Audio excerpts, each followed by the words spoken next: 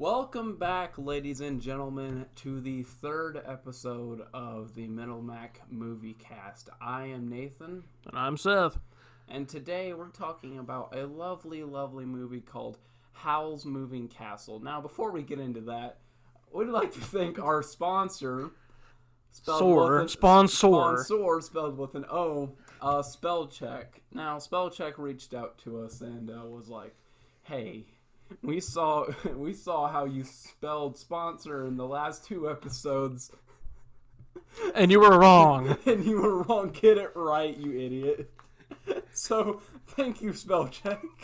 Thank you so much. You're welcome, Nate. But, so, yeah, you might be a little confused because we said last time we'd be going into Dawn of the Planet of the Apes. Yeah. Well, some things happened, some complications, so we are now decided to move on to Howl's Moving Castle. We might as well just be brutally honest. Yeah, go ahead. So, essentially, we picked up some new mics. Hopefully, y'all noticed we're using blue snowballs now. And the day we picked them up, had some time before, went to work, and I was like, hey, how about we just go ahead and record the next podcast episode? And this was 2 days after we watched Dawn of the Planet of the Apes, I think. So, it wasn't long after, I know that. So, we went in and we recorded it, and plain and simple, the movie's good. It's just there's not really a lot to talk about in this one. Yeah, plus it didn't help. We didn't write down any notes or anything like that. It's just it's good. That's about all I can say about it. It looks really nice. It's shot really well. People do a good job of acting, but I mean, other than that, there's nothing really notable, I guess. So we decided we're gonna put Dawn and War. The plan right now is to put Dawn and War in one video. Yeah. And that's probably what will happen. But we're not here to talk about that. We're here to talk about this excellent little Studio Ghibli movie. And like Nathan said, this is a very beautiful movie for it being pretty much hand-drawn.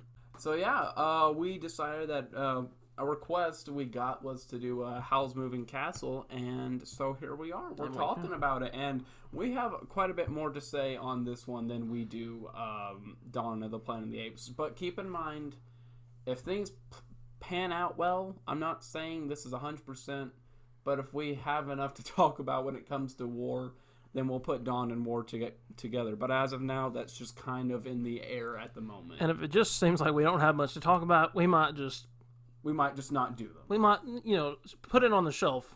Yeah. For till later. So. But for now, we have this movie to talk about. Yeah, we actually wrote down notes for this one. Yeah. So we should have just a little bit more to talk about this time. Like Treasure Planet, this one has a lot more to talk about. But thankfully, this movie is pretty consistent. Yeah, this movie it really is good at telling its story. Yeah. But it doesn't feel rushed either. But it doesn't ever feel like it's taking too long. Mm-hmm. And, one of the things I appreciated, or you just brought up a second ago, is the art style. It's like a steampunk, it looks like countryside, but steampunk mixed with, kind of old London kind of vibe. Well, in the cities, I guess. Old London mixed with steampunk mixed with countryside. It's very interesting. Yeah, because usually with steampunk, everything's, metallic and futuristic Bronze. And everything. Yeah, and bronze. But with this, it's a simple little farming village, but then right next to it's a steampunk city. Yeah. But then again, it's not a steampunk city because it's more of cobblestone. Yeah. So it's an interesting art style. I really appreciate it. Yeah, and this movie, for being only a little over an hour and a half, it really makes you, appreciate the characters in that short amount of time, I think. Or at least, the main protagonist, she's very compelling, I think, in her goal. It's the whole theme of the movie is more or less about self-confidence. Sophie, that's her name, Sophie. Yeah. She finds her self-confidence along the way, and, and then you have Howl, and then you have his little friend, and the Witch of the West, or is it the Witch of the Waste? Witch of the Waste. Witch of the Waste. But yeah, in that short amount of time within the movie, it actually gives you a lot of time to actually appreciate all these little characters and their different nuances. At least I think. Yeah, I agree with you on that. And one thing I really like about this movie is it doesn't waste time. Yeah. It's not like it just like spends the first 15 minutes like, ooh, ah, look at the world. Yeah. Literally the first like 5 minutes, Sophie is like, you know, she's her little lonesome self, and then she goes outside, walks down an alleyway, nearly gets like freaking raped. It's really creepy. And then Howl just kind of steps in and he's like, yeah. Here, just come with me. I'm about to get attacked. We're gonna fly now. And then they just start flying, and then he just dumps her off somewhere and is like, all right, I'm gonna leave. Bye. But speaking of Howl, in the American dub, he's voiced by Batman. Christian Bale. And it is one of my favorite like casting choices in an anime because he sounds and looks like this e-boy. Yeah, he's and it cracks me up. Yeah, like him throughout the movie, it's probably, to me, the funniest part of the movie is like his like over dramatic like breakdowns. Yes. Like he literally throws a hissy fit because his hair isn't blonde anymore. He like starts to melt. I know, when he starts yelling, he doesn't even sound like Christian Bale anymore. It's kind of funny. And then he just mopes. You know? It's hilarious. But yeah, so I mean, the thing that kind of kicks off the story is that the Witch of the Waste curses Sophie because, like, what, she captured Howl's heart or something like that, or she thought she did. Yeah, something like that. Well, plus it was a tacky hat shop. Yeah, and so because of how Sophie views herself, she has the body of an old woman. And this is something me and Seth were talking about as we were watching the movie. A lot of times in movies, like, did you ever watch Soul? Yes. Sorry. Okay. Yeah, I've seen it. So spoilers for Soul. Actually, well, not really spoilers. In Soul, the main character, I don't remember his name. It's been a few months since I watched it. He gets, transported to this like soul-like dimension, or it is the dimension of souls. And the entire time he's like, "What? What am I gonna do?" Like, holy crap, this is freaking me out. Whereas in this movie, Sophie's like, "Oh, I'm old now. Okay, might as well just gotta go with it. I gotta find Howl and cure myself." One of the first things she says is like, one good thing about being old is you don't have to worry about I can't remember. Well, whatever. She's saying why she likes being old. Yeah. She's not even complaining about it. No, she's just like, I want to get this problem fixed. Like, she definitely does have her outbursts where she gets angry about it, but I mean, she's just quick to accept it, which is something I wish more movie protagonists did, where like the entire time they're like, what am I supposed to do about this? No, she's just like, yeah, I'm old. Yeah, and I like how in this world it's not like you don't need the backstory of magic. It's just like they're just flippantly saying like, oh well, you got a curse, don't you? Yeah, it's like, oh yeah, Howl's a wizard, and that's the Witch of the Waste, and there's a whole freaking war going on. Yeah, and then they have to like report to the king because they're magical. Yeah. And it's really cool because the Studio Ghibli's like, all right, you don't need all this exposition. We're just gonna let the movie flow. Yeah, it's like a movie that finally is like, listen, if you're watching this, you're probably of the age where you can pick things up for yourself. Mm-hmm. We don't need to hold your hand, and that's actually nice once in a while. Yeah, and it helps that the world design is so unique. That's also another thing that keeps you we talked about earlier, but the way the story moves, plus how the world is and its design and philosophy, it really adds to each other. It's almost on par, but there's not as much. But like with Narnia, or even Middle Earth, or like the Star Wars universe, like it feels like a world. Like you feel like this world's tangible that you could live in. It could actually be a world you're in. Yeah, because there's like enough in it to provide like meat. Like you have enough that you can picture it in your own mind. Yeah. But, and also, in this movie, the main characters are great, but, like, the side characters are also very good. Mm-hmm. They're very compelling. Like, even Turnip Head. Turnip Head. He doesn't really talk at all, but, like, you just know he's, like, a kind spirit. By the way, if you didn't listen to our previous podcast before, we're spoiling. We're going into these movies assuming you've seen them or you want to hear about them, and we're going to spoil them. We really should just put that like on there with the sponsor. Put, like spoilers. Yeah, so we don't have to say it every video. Yeah. But yeah, so like Turnip Head, like I told Nate, I was like, the guy's a real, like a Chad. He's like the guy you want with you. Yeah, Turnip Head's a bro. Yeah, because like she's like, I wish I had a cane. And then he literally hops off and goes and gets her one. Like, yo, what's up? Yeah, he's like, here's a cane for you, lady. I mean, He like, even gets her an umbrella. yeah. So I mean, this guy's like a real bro. Like, Yeah. he's real kind, even though he doesn't talk. Mm-hmm. And then like, even when she does get in the castle, like Markle, the boy. Is that his name, Markle? That's the boy's name. Okay, Markle. Who is voiced by Josh Hutcherson of Hunger Games fame. That's literally all I know him from. Yeah. Well, I mean, I know from other things, but that's his big break. But yeah, I like his character in this movie a lot. I mean, sure, he doesn't get as much, but like, you can tell he has like a good relationship with her. Yeah, and it's not like he's just a complete annoying, clueless kid. No, I mean, he helps Howl run his business. Plus, and he really helps nice. her get like acclimated. Yeah. To the world. Also, the fire demon's name. What's his name? Calcifer. Calcifer. Yeah, Calcifer's cool too. Calcifer. Voiced by Billy Crystal? Billy Crystal. Yeah, so every time you hear Calcifer, you just think of Mike Wazowski. Yeah, pretty much. But yeah. But yeah, the whole cast does a very good job, actually. Yeah, I don't feel like there was any part in this movie ever where I was like, come on, let's pick it up, you know? Like, I'm not gonna lie. In Dawn, there were some times where I was kind of like, come on. I mean, even like Treasure Planet and Rise, I was that way, you know? But this movie, there was never really a moment for me where I was like, this is kind of boring. Can we please move on? Each moment feels like it has something to show or something to enhance the world with. Yeah. At least I think so. That's how, yeah, well, I just pretty much said that, but yeah. I mean, and there's never, like, there's no real annoying character in this movie. Yeah, no. Like, even the bad, like, well, she's not even a bad guy the whole time, really. The Witch of the Waste. I mean, I guess she is, but, like, I mean, but she's, like, nasty. She kind of comes around. She's very uncomfortable to watch. Yeah, for real. I guess if there really is a penultimate bad guy, I guess it's the Sorceress Supreme Lady, whatever her name is. That's what we're going to call her, because we're not good with names on these podcasts. Yeah, at all. What's her... We'll be right back. I feel like I know it. Okay, Madame Solomon. Solomon, okay.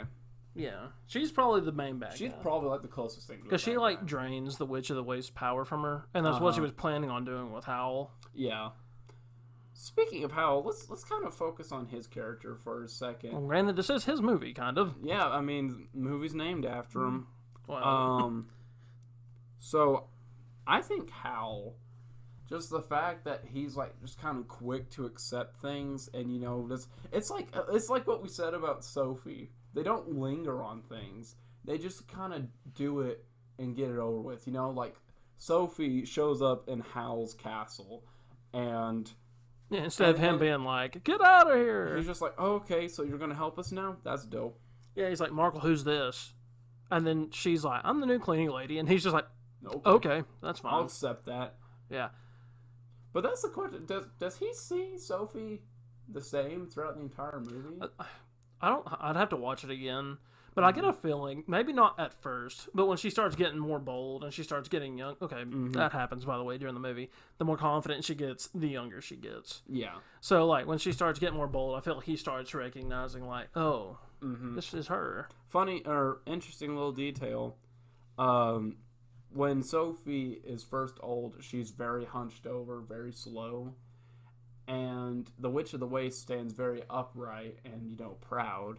And by near the end of the movie, or at least halfway through, when the Witch of the Waste and Sophie are going to the castle to report to the king, she's standing upright at this point, and the Witch of the Waste is, like, hunkered over like Sophie was when she was first an old lady.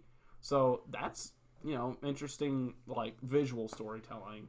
You know, show how each of them have, like, I guess progressed or regressed as characters.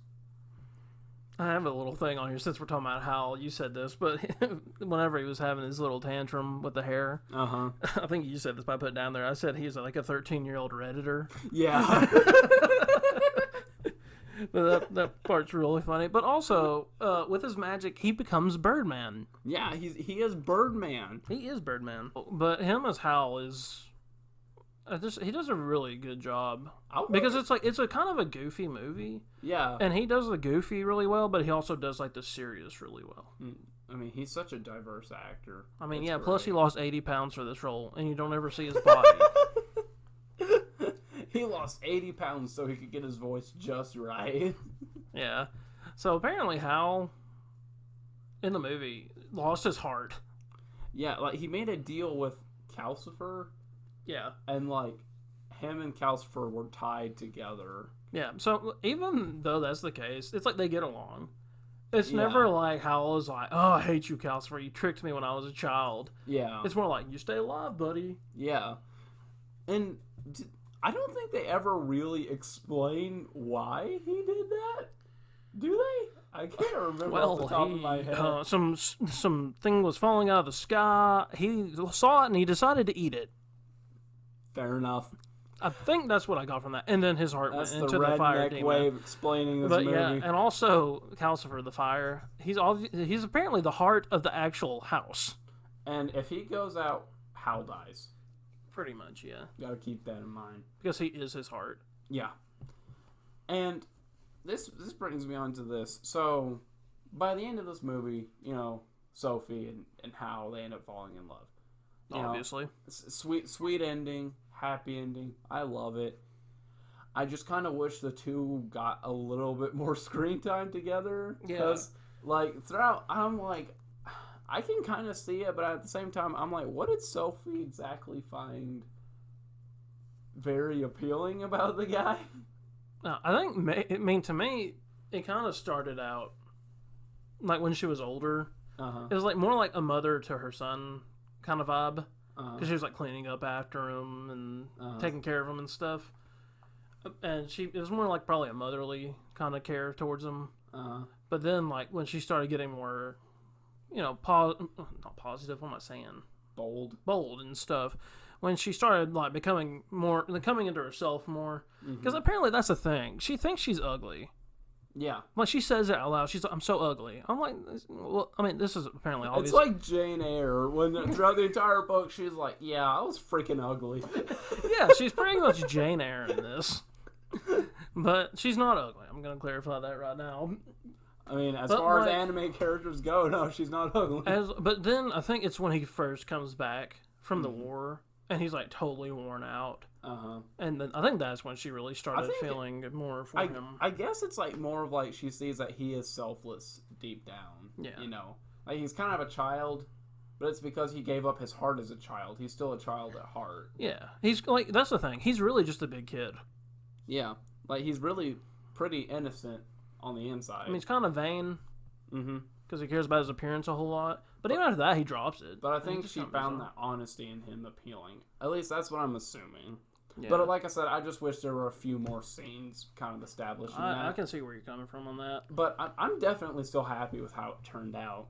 Like, it's a very good feel-good movie. Yeah, like this movie, like I feel like you could watch this movie with like anybody. Like kids, adults, whatever. Like honestly, after watching this movie, I just kind of felt happy. I was like, oh yeah, that was fun. Yeah. And I just kind of thought about it for like the next few days. I mean, we had already both seen it at this point, but after rewatching it, this was my second time viewing it. I was just like, that was a lot more fun the second time around. Yeah. This movie, I feel like this movie does take a couple of watch throughs to really understand everything that's going on. Especially with the whole old lady magic thing. Yeah. At first, when I watched it, I was like, how is she turning back? And then the second time around, I was like, oh, okay. We believe it's because she was becoming more confident. That's that word I was looking for. We Googled this too. We did our research. Yeah. Because Nathan asked me, and I thought I knew, but I didn't want to lie to him. AKA, we went to Reddit. Yeah, for real. We found Howl on Reddit and asked him. We got Christian Bale and was like, yo, what's up? Yeah. But I like a really big message in this movie is, it's like, even though the witch curses Sophie, she like is like nice to her and like motivates her and helps her get up the stairs, kind of. Yeah. Like she could have easily just left her behind. Yeah. But she like waited on her. She could have like drop kicked her down the stairs. And I put in my notes, I was like, a big thing in this movie is just like mercy. Is a big thing, and like compassion. Because like, you know, in her situation, a normal person would just be like, F my life. Yeah. Like, I hate this. I'm going to wallow in self-pity.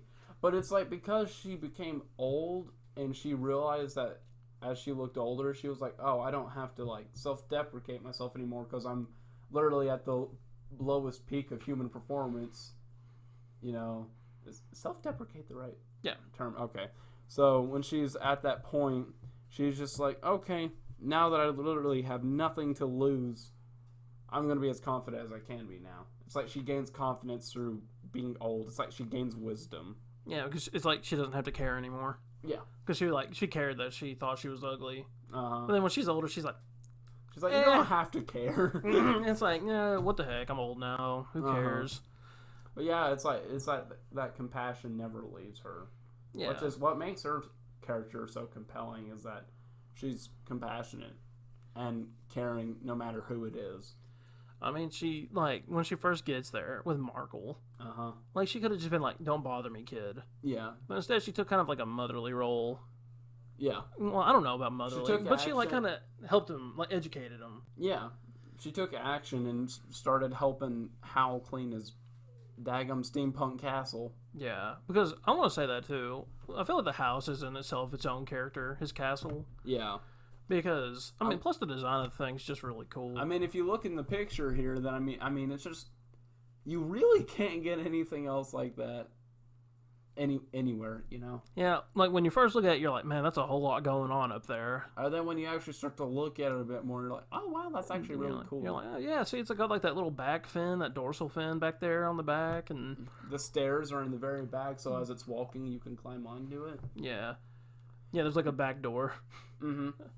And one little cool touch I found about, or I think this was a cool little touch, is that Howl has two aliases as a wizard. He's the Wizard Jenkins and Pendragon. So he has these little door slides that open up in alternate cities where he is called by the king in both of those aliases. And so I think it's just cool that he's got these little side businesses that he runs with Markle. And if you really want to be technical about it, Howl's full name would be Howl Jenkins Pendragon. So just let that sit in for a minute. Also, Pendragon might be a reference to Arthur, King Arthur, because his name's Arthur Pendragon. Oh, it is? So he might be a descendant of Arthur Pendragon. Wow. Probably not, but probably I mean, not, just imagine. Wow. Let your imagination run wild, children. The music is really nice in this movie. Yeah. That's literally what I was about to just talk about. I feel like in every Studio Ghibli movie I've seen, which is like, not many, I've seen like maybe 5 of them. Compared to, I don't know how many they have. There's like only 5 of them, right? Oh, well, never mind. I guess I've seen a lot of them. Okay, maybe 7. I don't know. But like the music, like just really hits the spot in every scene. Mm-hmm. It's like Lord of the Rings-esque. Mm-hmm. It really just hits like when it needs to. It's very like, it's kind of melancholy, but like grand at the same time, and it's like quirky when it needs to be, or like dramatic when it needs to be. Like, you could just put this album on while you're studying, like, you know, the more relaxing bits, and you're like, oh yeah, this is nice. Or you could go to sleep by some of it. I mean, even like the action parts, like when he goes to fight the airship. I mean, that music's even pretty good. Yeah, like when you it's like the nice amount of intense. When you get the brass coming in, it's like da da da da, or however it goes. It's something along those lines. But yeah, it really accentuates the movie really well, I think. Yeah. And I feel like every voice actor in this movie like really hit the mark. Mm-hmm. I don't really feel like there was a lacking voice actor in this. No. Like even like Markle as a young kid, like he has character. He's just not the token kid. Yeah. Now, I guess one thing you can say about the voice acting. Here we go. The timing is a bit weird, but that's because it's a dub. It's a dub, yeah. Now, I don't know how you watch anime, sub, dub, I don't care. But I'm more of a dub guy. Me too. But I mean, awkward timing is just going to be in there regardless because of, you know, you're having to translate from a different language and then dub over dialogue in a different speed. Yeah. You know. Plus with this movie, it's 2004. Yeah. So it's an older movie. So some parts of it it's not like the 4K what we get in movies now. Yeah. Like you'll notice things that you're like, no, wow. But you gotta remember, this movie's really old, and it's an animated, like self-drawn movie. Yes. People had to draw this hand, like frame by frame. I mean, look at that castle. Somebody had to draw that. Frame by frame. Frame by frame. At least we think. I don't. I really hope we're right. Please do not Google this after you watch this. Please don't sue us or anything. Yeah, Studio Ghibli, we only mean praise. It's kind of sad because you don't really get a lot of good 2D hand-drawn stuff nowadays. Like, I guess anime is like one instance, but even then, that's like done on computers and stuff, right? Yeah, I kind of miss it. Like, kind of like I feel like I'm not going to name any good ones, but like Samurai Jack kind of was like that. Mm-hmm. But even it was kind of like technologically enhanced, I think. Yeah. But like movies like this, like the Studio Ghibli movies, it's like got a wholesomeness to it, just because of how basic like the drawings are. But then also, well, they're not basic though. I shouldn't say basic, but like the simplicity of it. Yeah. Like there's no insane like the castle is really like you have like this contrast between insane castle and just simple countryside with like a thatch roof. Yeah. And the mountains in the background too there. Yeah. So I feel like the art style for this, this movie I don't think would have been as good if it was 3D. Oh heck no. And apparently that's what Studio Ghibli's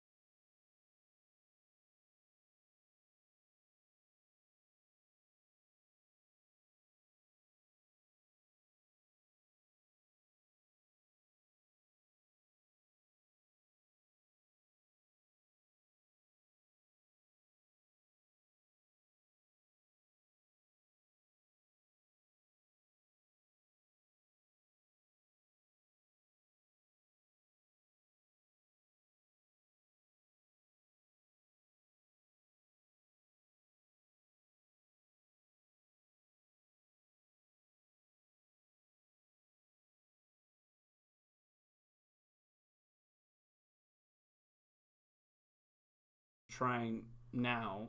Oh, I think it's the former CEO of Studio Ghibli. He passed away, rest in peace. And now his son has taken over, and it was his decision to go 3D. So I don't think that venture has exactly worked out as well as they hoped, but maybe we'll talk about it one day. We might actually watch that movie one day. Who knows? Maybe, but I don't know, man. I just don't have the same feeling as these. You know what I'm saying? Yeah. And this is our first, and granted, it's only our third, I think, video. Mm-hmm. But we're already dabbling into anime. Yep. Which can be very weird. See, we've covered a live action movie. We've covered a Disney movie. This is technically another Disney. Well, it's published by Disney. Yeah. Okay. Created by Studio Ghibli. So yeah, we've hit quite a variety of different stuff here on this podcast, and I gotta say we've hit 2.2 thousand views on the first episode. I still don't know how that's happened. A lot of people like Rise of the Planet of the Apes, but thank you. We really appreciate it. Now I don't know how many this episode will reach. Hopefully it reaches some of you, but I've gained a few more subscribers since then, and view counts have been up, and it's just been nice making content again. And we will have breaks every now and then because creative stimulation, it kind of wears out every now and then. But from both of us, we really appreciate the support you've shown this podcast and appreciate you listening. We do this for fun. It's not like we're doing this to make money or in the future or anything. We're just doing this because we wanted to. We literally do this because one night we were sitting in a car, or my truck, and we said, we always talk about movies and stuff. Why don't we just do it, like record it? That's pretty much why we're doing this. Like literally all we're doing right now is we take an image off of Google, put it into MS Paint, put a funny sponsor on it, go into OBS, put in our mics, put on image capture, and boom, I go into Power Director and edit it and put some music over it. That's literally all this is. It's nothing grand, but it's fun. By the way, if you are good at using MS Paint and doing images, please help us. Or if you do your own art. Yeah, please if you want to do your reach own out to art, us. hey, just message us or whatever. We'll commit. Is it commission? Yeah, we'll commission you to. Yeah, we'll pay you to like make us thumbnails. Because I'm just gonna say it. We suck at it. Yes. I mean, Nate, I don't even know what's going on. We just and now Nate, realized that we spelled sponsor wrong for the past 2 episodes. We're from the South, okay? We're Tennesseans. See, we say it's sponsor. Sponsor. Not sponsor. But yeah, and also, I guess we're getting to the ends of this video. But if you have any movies you would recommend us watch, go ahead and leave it down in the comments below. Yes. We will watch almost anything. We've already said in the previous video what we won't watch, so you can watch that to see. Yeah. But, like, we'll watch about anything. I mean, we'll even try, like, B-rated horror. I mean, like, yeah. If you really want us to watch give us something wacky or funny. Just give us something that's more not as talked about or obscure or something like that. Because that's kind of what we started this with. Yeah. We want to do movies that aren't, like, A-list. Like, we don't want to do, like, the Avengers movies.